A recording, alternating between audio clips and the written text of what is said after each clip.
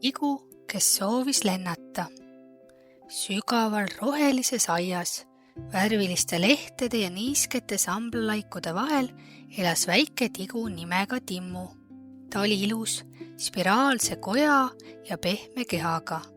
Iga päev liikus ta aeglaselt, nautides kastemärja rohu lõhna ja mesilaste suminaga täidetud õhku. Aga Timmul oli üks suur unistus. Ta tahtis lennata.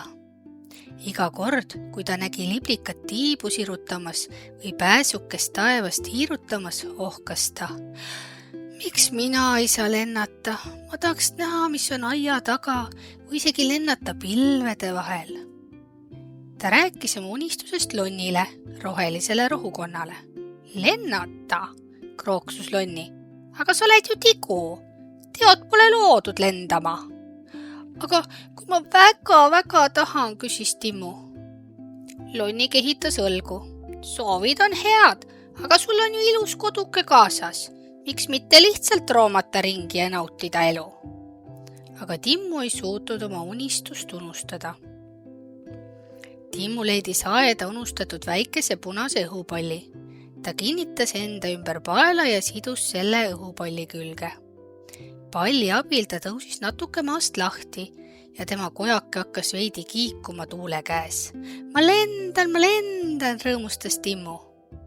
Aga siis tuli ootamatu tuulehoog ja pall keerles vastu roosipõõsast pauh. Pall lõhkes ja Timmu maandus pehmet leheunnikusse. Järgmisel päeval leidis ta liblika tiibu meenutavad lilleõied. Ta kinnitas need oma kojale ja roomas künka otsa. Kui ma hüppan ja lehvitan, äkki lendan. Aga kui ta alla hüppas, lehvitasid õied küll ilusti, ent Timmu maandus jälle pehmelt porilompi. Naabriks olev vihmuiss hakkas naerma. Tigu, kes tahab olla lind. See on midagi uut. Timmu otsustas pöörduda mummi, aias elava targa mesilase poole. Miks sina lendad, aga mina ei saa, küsis ta kurvalt. Mummi naeratas sõbralikult. Meil kõigil on oma koht. Mina lendan ja korjan õietolmu. Sina roomad aeglaselt ja saad märgata asju, millest mina lihtsalt mööda kihutan.